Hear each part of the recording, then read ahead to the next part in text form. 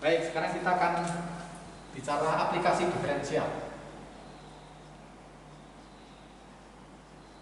Aplikasi diferensial. Jadi kita kan sudah belajar tentang turunan itu. Nah, turunan itu untuk apa? Nah, kita akan bicarakan sekarang. Nah, terutama itu digunakan untuk maksimal dan minimal fungsi. Digunakan untuk menentukan maksimum atau minimum fungsi. Minimum fungsi. Jadi kalau saya punya fungsi, itu maksimumnya berapa, minimumnya berapa. Nah, di buku referensi ada fungsi begini. Fx itu seper x. Nah, saya punya fx sama dengan seper x. Nanti kalau kita gambar, itu kan seperti ini. Ini sumbu y atau sumbu fx, itu sumbu x. Itu kalau kita gambar fx sama dengan seper x itu kan berupa grafik begini. Nah, kalau kita ditanya fx sama dengan seper x itu fungsinya itu memiliki nilai berapa, itu pada interval 0 sampai tak beringa. Pada interval ini, jadi dari 0 sampai tak beringa, itu dia tidak memiliki maksimum minimum. Jadi maksimal minimal tidak ada. Minimal itu tidak ada. Karena ketika x saya masukkan 0, 1 dibagi 0 itu tidak terdefinisi. Kemudian ketika saya masukkan tak beringa, 1 dibagi tak beringa itu sama dengan 0. Tapi itu kan pendekatan. Itu kan pendekatan, maka tidak ada maksimum minimum. Tetapi kalau intervalnya kita batasi, misalnya saya kasih di sini ilustrasi pada harga x antara 1 sampai ini satunya tidak muncul, misalnya 1 sampai 3. Seperti itu. Berarti 3-nya masuk, atau ketika x saya masukkan 3, itu efeknya sama dengan sepertiga. Itu nilai minimum. Jadi minimum fx itu terjadi pada f3 dan itu nilainya sama dengan sepertiga. Nah, ketika x sama dengan 1 itu tidak masuk, maka pada interval 1 sampai 3 itu maksimalnya tidak ada. Maksimalnya itu tidak ada. Tidak ada nilai maksimumnya karena harga x itu tidak masuk. Sebenarnya bisa kita ngambil x lebih dari 1. Tetapi lebih dari 1 itu nilainya berapa kan tidak jelas. Maka lalu kesimpulannya seperti itu. Jadi minimumnya pada nilai sepertiga, kemudian maksimumnya itu tidak ada. Nah, kemudian di modul atau di buku yang kita gunakan, itu saya membuat fungsi begini. Saya membuat fungsi begini. Gx itu sama dengan, ini namanya fungsi tidak kontinu. Terletak antara 1 sampai 3, sampai 2. Nanti Anda lihat di beberapa buku ini ada memberi contoh ini. Kemudian 2. Nah, saya akan menjelaskan bagaimana menggambar fungsi ini. Jadi fungsi itu ada 2 nilai. Jadi kalau saya gambarkan begini. Ini sumbu gx itu. Ini sumbu x itu. Jadi Anda gambar gx sama dengan x, itu garis lurus melalui 0,0. Jadi katakan garisnya begini. Nah, ini gx sama dengan x. Yang satunya lagi gx sama dengan x min 1. Jadi gx sama dengan x min 2, sorry. Ketika x-nya 0, itu g-nya min 2. Ketika g-nya 0, x-nya 2. Jadi melalui 0,2 dan min 2,0. Jadi kalau kita gambarkan kira-kira begini. Ini katakan sama ini. Nah, kalau kita gambarkan jadi sejajar dengan garis sebelumnya. Oke. Nah, kira-kira seperti ini. Titik ini adalah titik 2. Ini titik min 2 atau tepatnya 2,0. Ini 0, min 2. Nah, tetapi ini kan utuh. Gx sama dengan x. Gambar ini Gx sama dengan X min 2 gambar ini. Tetapi informasi ini Gx sama dengan X itu hanya untuk nilai 1 sampai 2. Harga 1 di mana? Harga 1 di sini. Harga 1 di sini. Harga 2 ini. Maka nilai Gx sama dengan X itu hanya terdefinisi pada harga X 1 sampai 2. X-nya masuk. Satunya masuk, maka diberi bulatan dengan tertutup ini. Kemudian ini 2-nya tidak masuk, maka di sini berlubang. Nah, hanya ini sampai ini fungsinya. Nah, hanya sampai ini. Nah, sisanya dibuang. Nah, sisanya dihilangkan. Ini juga sisanya dihilangkan. Nah, seperti ini. Terus yang satu ini, dia terdefinisi dari 2 sampai 3. 2-nya itu ini. Tapi 2-nya tidak masuk. 2-nya masuk, maka ditutup itu, noktanya ditutup itu sampai 3. Nah, 3-nya kira-kira di sini angka 2 kan ini 3 di sini. Nah, tetapi 3-nya tidak masuk, maka ini dilubang. Nah, di luar ini itu tidak masuk, maka dibuang. Nah, ini dibuang, ini juga dibuang. Nah, kita buang saja, maka ini angka berapa tadi? Angka 1, ini angka 2, oke, penjelasan. Nah, gambar fungsi ini itu kalau kita gambarkan seperti ini. Nah, seperti ini. Nah, kalau kita punya gambar seperti itu, bagaimana mencari harga maksimal minimumnya?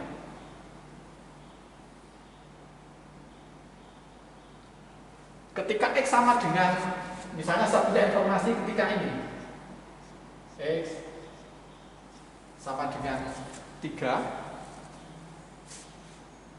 ketika X sama dengan 1 itu kan masuk sini, berarti Gx nya sama dengan 1.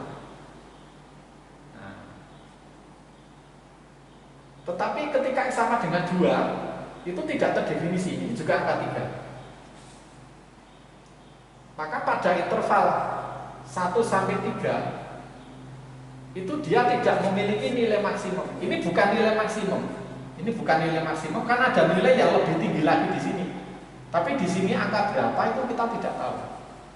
Nah, maka di sini tidak memiliki nilai maksimum minimal. Termasuk ini. Jadi ini antara 1 sampai 3. Jadi tidak memiliki nilai maksimum karena apa? Karena sebenarnya maksimumnya di sini. Maksimumnya di sini. Tetapi untuk X sama dengan 2 itu tidak ada nilainya. Sebenarnya kita bisa membuat pendekatan X kurang dari 2, tapi kan ini nggak ada nilainya. X kurang dari 2 itu berapa kan nggak jelas. Maka untuk informasi ini itu dia tidak memiliki nilai maksimum atau minimum. Jadi nilai maksimum itu mendekati berapa? Nilai maksimumnya itu mendekati 2. Ya, ini mendekati 2. Ketika X sama dengan 2 kan G-nya 2, karena ketika X sama dengan 2 kan masuk di sini. Tapi hanya mendekati, maka dia tidak jelas. Nah, kalau dia tidak jelas itu dia tidak punya nilai maksimum.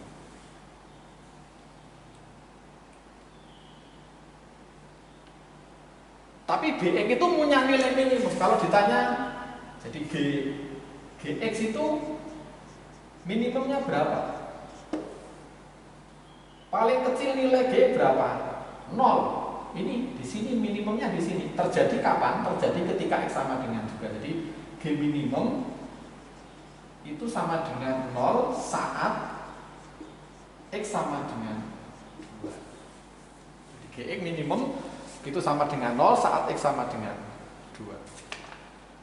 Oke, seperti itu. Jadi ini cara menggambar kurva itu. Cara menggambar kurva, kalau kurvanya itu namanya kurva yang tidak kontinu. Tidak kontinu itu terputus. Jadi dia bukan fungsi yang yang kontinu itu berlanjut, tapi ini terpotong.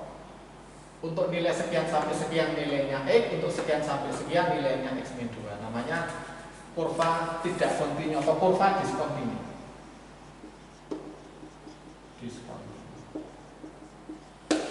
Nah, gitu. Jadi seperti itu. Nah, kemudian di pembahasan tentang aplikasi diferensial itu juga ada istilah tentang harga ekstrim. Harga ekstrim itu harga maksimal minimal. Harga ekstrim itu maksimal minimal atau nilai ekstrem. Nilai ekstrem itu ada dua, bisa maksimal, bisa minimum. Nah, kapan itu terjadi? Biasanya harga ekstrem itu terletak pada ujung-ujung kurva. Di beberapa referensi ada gambar begini. Jadi kalau saya punya kurva begini, nah ini ujung kurva yang satu, ini ujung kurva yang lain. Nah, disinilah letak titik maksimal. Titik maksimal, kemudian disinilah letak titik minimal. Jadi bisa jadi nilai ekstrem itu terletak pada ujung-ujung ini, meskipun tidak selalu, bisa jadi kurvanya begini. Nah, bisa jadi seperti ini titik terendah, titik ini itu lebih tinggi daripada titik ini, gitu.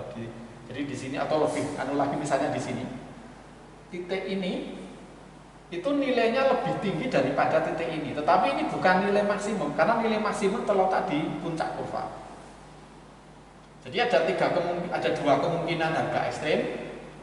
Satu bisa di ujung kiri, dua bisa di ujung kanan, yang ketiga bisa di antara kedua ujung itu.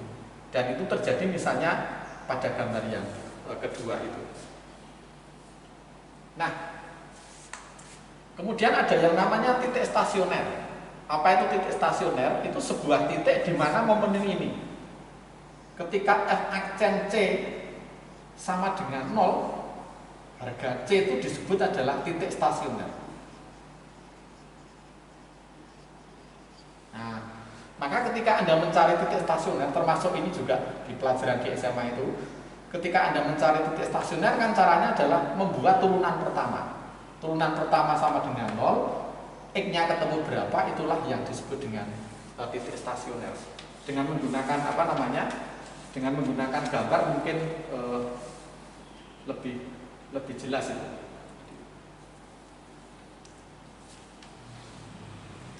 Oke, saya kasih contoh begini. Di buku ada contoh begini. Di beberapa referensi contoh begini. Kalau saya punya Fx itu sama dengan min 2x pangkat 3 plus 3y kuadrat. Plus 3y kuadrat. Misalnya intervalnya antara min setengah x sampai 2. Misalnya interval itu.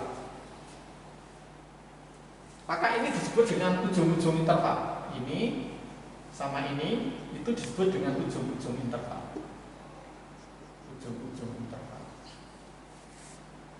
Gitu, kemudian mencari titik stasioner itu F aksen X sama dengan 0. Itu ketemunya min 6x kuadrat plus 6x sama dengan 0. Kalau saya keluarkan 6x-nya itu jadi min x ditambah 1 sama dengan 0. 6x berarti x-nya 0, x sama dengan 0 sama x sama dengan 1. Nah, ini itu sama dengan nilai C yang ada di sini.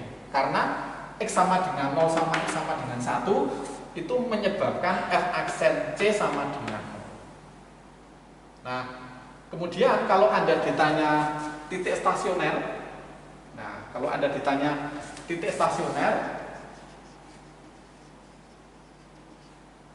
titik stasionernya berapa? Satu di ujung-ujung itu jelas titik stasioner, kemudian yang kedua ditambah ini. Maka titik stasioner adalah x sama dengan 0, x sama dengan min setengah, x sama dengan 1, x sama dengan 2. Inilah titik-titik stasioner yang terjadi ketika kita punya fungsi fx sama dengan min 2x pangkat 3 plus 3y kuadrat, ujung-ujung intervalnya itu. Jadi saya ulangi, titik stasioner, ada orang menyebutnya sebagai titik kritis, itu terjadi pada ujung-ujung interval Lalu yang kedua terjadi pada titik ini, titik kritis atau titik stasioner, atau terjadi pada titik kritisnya itu. Nah, jadi ujung-ujung interval kemudian yang terjadi pada titik kritisnya. Kemudian kalau itu digambar, bagaimana menggambar kurva itu? Nah, jadi kalau itu digambar, bagaimana kira-kira bentuk kurvanya? Kalau itu digambar, titik stasionernya kan ini, X sama dengan 0. Ketika X sama dengan 0, itu efeknya 0. F0 itu 0. Maka kita ketemu titik 0,0. Ketika X sama dengan min setengah, F min setengah, itu kalau kamu hitung ketemunya 1. Maka ada ketemu titik min setengah, 1. Lalu ketika X sama dengan 1, itu F1 ketemunya 1. Ketemunya 1 berarti ketemu 1,1.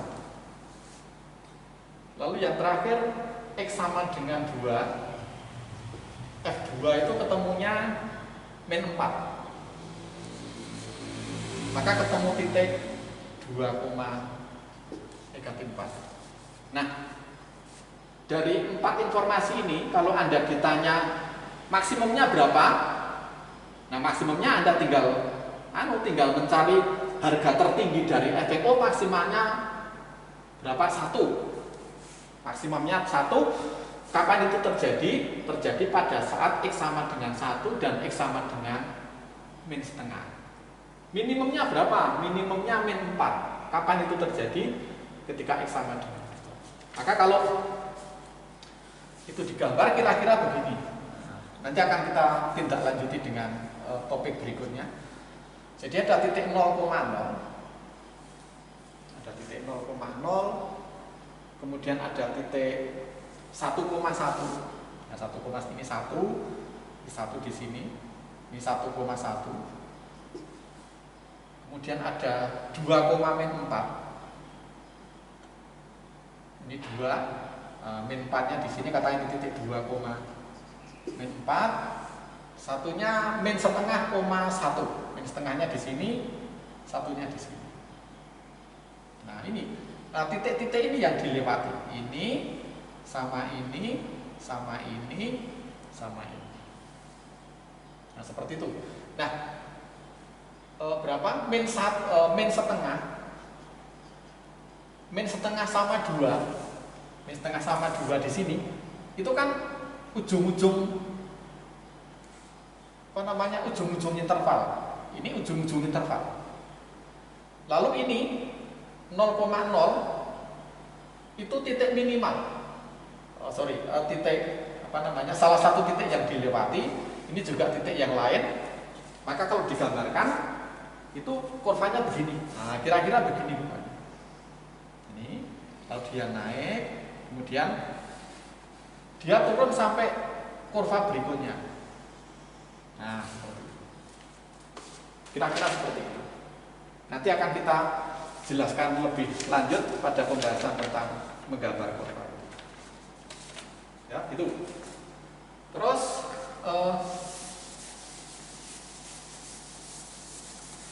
bagaimana cara menggambar kurva? Kalau kita punya beberapa nilai itu, bagaimana kurva itu bisa kita gambarkan? Jadi menggambar kurva.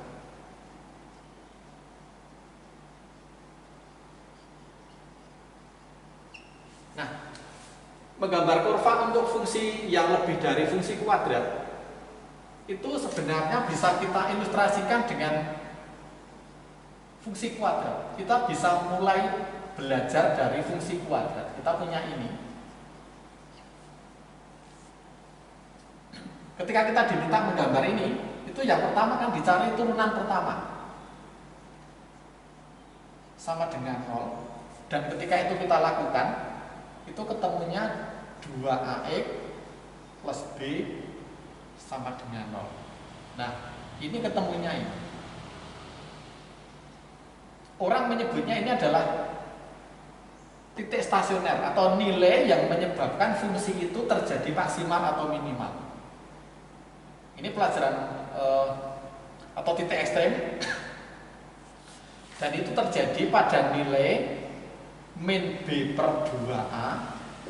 Ketika harga ini saya masukkan ke sini, itu nilainya min D per 4A kalau nggak salah.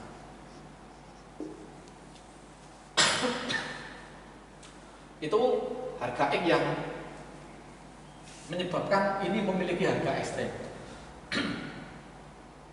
Nah, harga ekstremnya berapa atau maksimal atau minimal, karena harga ekstrem kan ada dua, itu tergantung pada turunan kedua. Kalau saat ini saya turunkan ini turunan pertamanya kan ini, nah, turunan keduanya kan berapa? 2A. Nah, turunan kedua itu 2A, itu tergantung apakah dia negatif atau positif, tergantung harga A ini. Jika A positif, kalau A-nya positif, maka turunan keduanya itu juga positif. Fungsi kuadrat yang A-nya positif itu membuka ke atas. Membuka ke atas. Atau di beberapa buku menuliskan cekung ke atas. Cekung ke atas. Sebaliknya,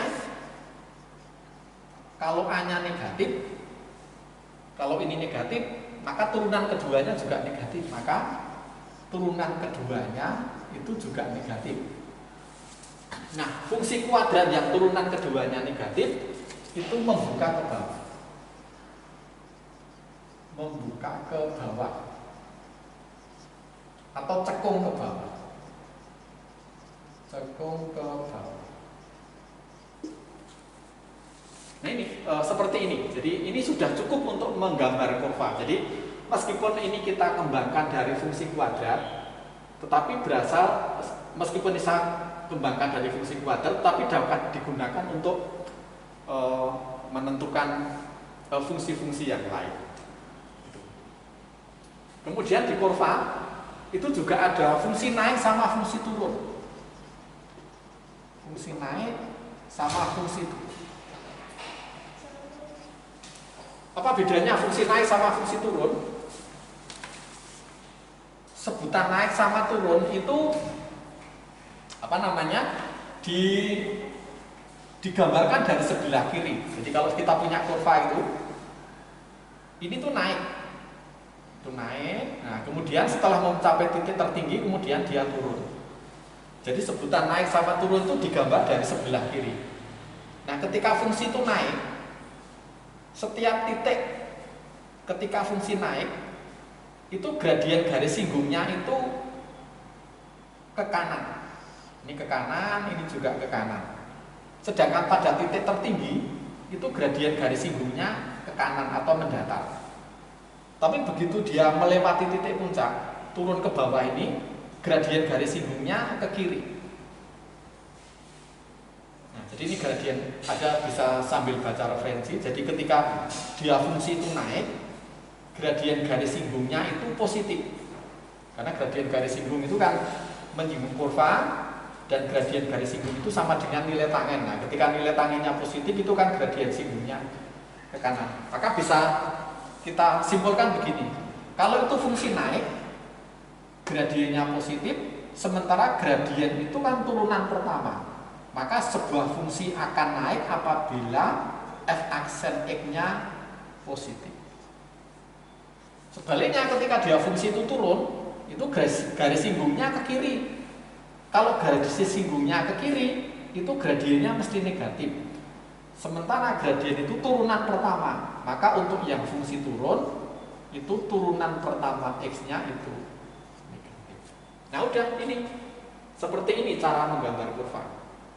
Jadi yang pertama Anda cari titik stasioner. Anda cari titik stasioner, turunan pertama sama dengan 0. Kemudian langkah berikutnya, ketika turunan pertama itu positif, fungsi itu naik. Ketika turunan pertama itu negatif, itu fungsinya turun. Lalu yang ketiga, Anda menentukan jenis ekstrimnya. Ketika kurva itu membuka ke atas itu kan begini. Membuka ke atas itu berarti titiknya titik terendah. Ini berarti kalau membuka ke atas, turunan kedua positif itu adalah ekstrim minimal. Ekstrim minimal. Sebaliknya, kalau kurva itu membuka ke bawah itu begini, berarti puncaknya di atas. Berarti ini ekstrem maksimal.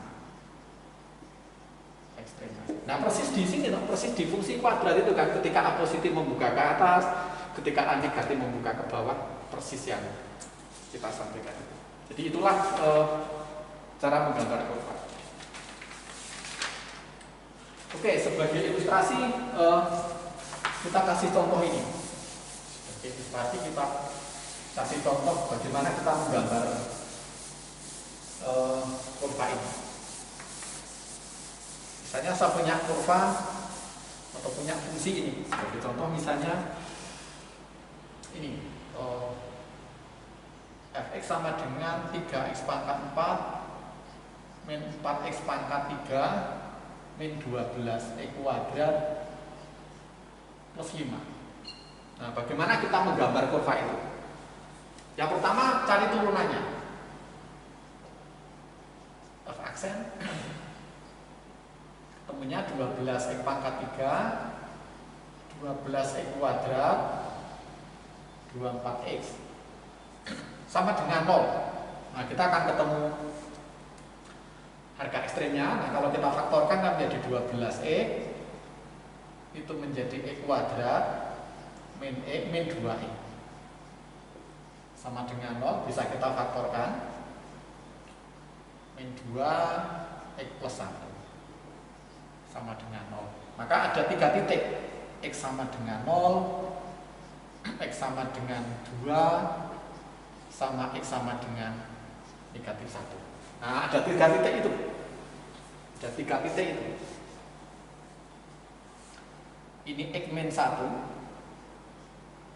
ini x 0, ini x 2. Nah, ini nanti ada tandanya pasti kan. Nah, yang kedua misalnya fungsi naik. Kapan fungsi naik? Itu jika f aksen positif. F aksen itu mana? Ini. Nah, f aksen itu ini. Jadi 12x x min 2 x plus 1 harus positif. Nah, kita beri tanda. Misalnya kita pilih nilai x di lebih dari 2. Misalnya berapa? Kita ngambil yang ekstrim. Misalnya x-nya 1000. Ini 1000, ini 1000 dikurangi 2, 1000 tambah 1, positif. Nah, ini positif, ini negatif, ini positif, ini negatif. Maka fungsi naik terjadi ketika dia positif. Nah, intervalnya adalah antara berapa? Min 1 sampai 0 atau lebih dari 2. Otomatis fungsi turun itu Anda tinggal mencari sebaliknya. Fungsi turun berarti turunan keduanya negatif. Berarti kalau yang fungsi turun yang negatif ini, nah, intervalnya adalah x-nya kurang dari negatif 1 atau x-nya antara 0 sampai 2. Nah, itu fungsi naiknya di situ, fungsi turunnya di situ. Kemudian yang berikutnya titik potong, mencari titik potong. Yang paling gampang itu titik potong dengan sumbu E, dengan sumbu Y. Yang paling gampang titik potong dengan sumbu Y ketika x-nya 0. Nah, ketika x-nya 0 itu Y-nya 5. Y-nya 5. Maka di sini ada titik berapa?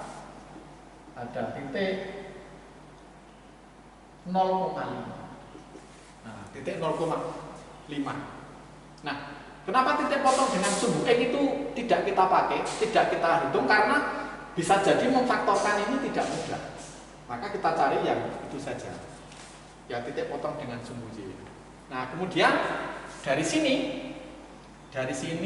kemudian ini, ketika ketiga nilai ini saya masukkan ke sini, Anda kan bisa mencari harga atau titik yang dilewati untuk kurva ini. Jadi ketika X-nya 0,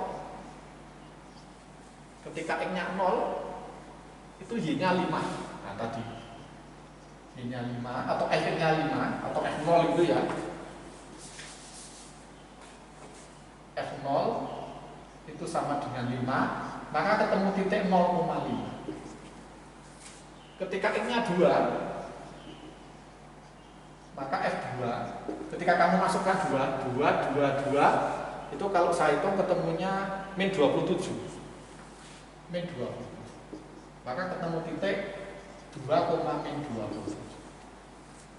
Ketika X-nya 1 lagi min 1, maka F min 1 ketemunya kalau diganti min 1, itu kalau saya hitung ketemunya. Maka ketemu titik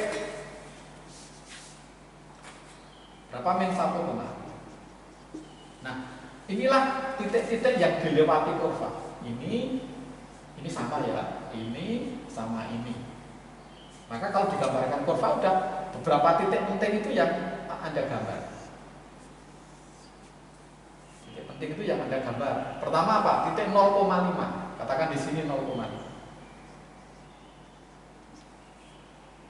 Lalu titik yang kedua min 1,0. Min 1,0 itu di sini. Nah, katakan di sini. Oh, min 1,0 bukan di sini. Min 1,0. Oh ya benar ya. Ini koma ya benar. Ini sorry. Di min 1,0 ini titik yang dilewati juga. Lalu titik yang berikutnya 2,-27. Ini min 1, ini 1, ini 2. Kira-kira di sini. Nah, 2 min 27 katakan di sini. 2,-27. Nah, ini titik ini 2. Nah, sudah ini sumbu Y, sumbu X gitu. Nah, sekarang kita gambar. Kita lihat ini. Fungsi naik itu jika ini fungsi turun ini. Kita gambar itu kan dari sebelah kiri. Fungsi turun itu untuk X kurang dari negatif 1. X kurang dari negatif 1 itu kan di sini. Dia turun itu X kurang dari negatif 1, dia turun. Dari sebelah kiri ini dia turun. Turun sampai di sini. Kemudian dari min 1 sampai 0, dari min 1 sampai 0 itu fungsinya naik. Ya toh ini. Min 1 sampai 0 itu fungsinya naik. Naik ke mana? Naik ke sini. Nah, naik ke sini. Kemudian dari 0 sampai 2 itu turun lagi. Nah, ini. Fungsi turun 0 sampai 2 dia turun. Nah, dia turun ke bawah. Dia turun sampai di sini. Kemudian setelah 2 itu naik lagi. X lebih besar dari 2 itu fungsinya naik. Nah, dia naik. Dia naik lagi. Nah, inilah gambar kurva ini. Nah, gambar kurva ini dia turun, naik, turun lagi, lalu naik lagi. Maka kalau Anda mencari titik potong dengan sumbu X untuk ini, jika ini 0 maka 0 sama dengan 3x pangkat 4 dikurangi 4x pangkat 3 dikurangi sekian ditambah 5 sama dengan 0. Nah, titik potongnya ya ini. Ini berapa sama ini berapa. Tapi kan tidak mudah, tetapi sekurang-kurangnya kita punya gambaran kurva seperti itu. Oke, jadi itu penggambaran kurva seperti itu. Jadi Anda cari turunan pertama, cari turunan kedua, tentukan naik sama turun, kemudian tentukan titik potongnya. Kemudian ketika menggambar kurva itu ada istilah apa namanya? Titik belok. Ada yang namanya titik belok. Apa itu titik belok? Titik belok itu merupakan titik peralihan dari cekung ke atas sama cekung ke bawah. Jadi ada istilah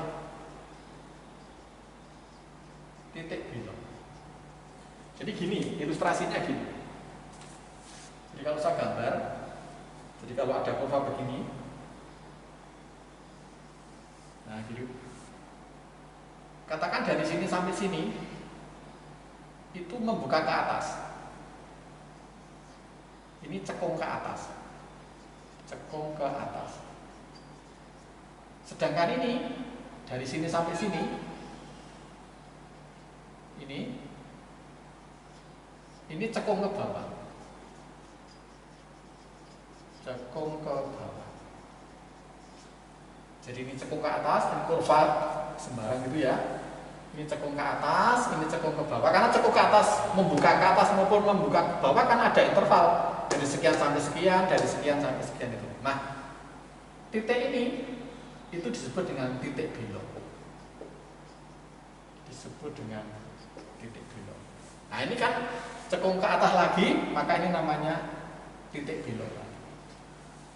Itulah yang disebut dengan titik belok. Kemudian satu lagi terkait dengan harga maksimal minimal itu ada beberapa istilah juga ini perlu Anda ketahui. Jadi kalau saya punya kurva begini, saya gambar aja. Nah gitu. Kalau kita ditanya kurva ini paling tinggi puncaknya di mana? Ini. Nah ini. Maka ini disebut dengan maksimal global.